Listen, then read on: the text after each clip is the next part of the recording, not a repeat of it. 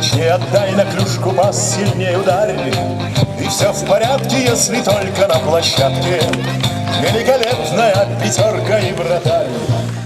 Знакомая многим горожанам с детства хоккейная коробка 7-й школы снова открыта для свободного доступа всем желающим отработать забытые приемы катания на коньках и освоить новые, а также для тех, кто совершенствует свою игру в хоккей.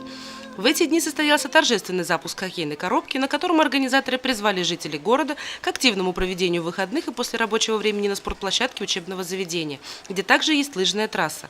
Оказалось, что любителей скользящих лезвий в городе от мала до велика. В том числе в свете софитов и елочной гирлянды на коньках оказался и глава Сибая Рустем Авзалов. Большая здесь радость, столько здесь детей, родители пришли, бабушки пришли, дедушки.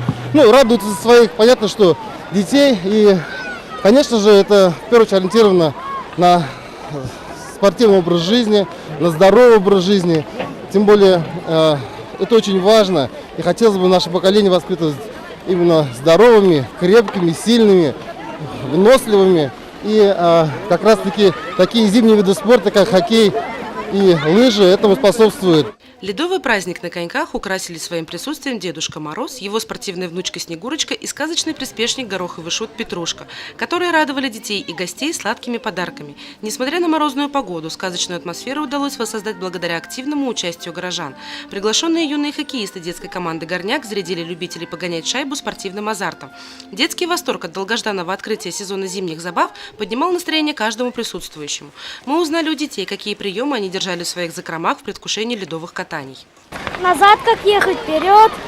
Любимый спорт – хоккей, и футбол летом, и ласточка. А еще? Пистолет. Только я нехорошо делаю. Сегодня открытие катка, коробки. Сегодня все радуются, катаются на коньках. На сегодняшний день в городе есть все условия для занятий зимними видами спорта. Помимо коммерческих точек для семейного отдыха в шаговой доступности на территориях муниципальных учреждений, будут действовать также открытые освещаемые катки. Традиционно самым массовым станет каток на территории стадиона «Труд». Запасаемся хорошим настроением, горячим чаем в термосе и встаем на лезвие. Екатерина Марочкина, Радмир Сингулов, Любовь Карпова, телекомпания СТВ.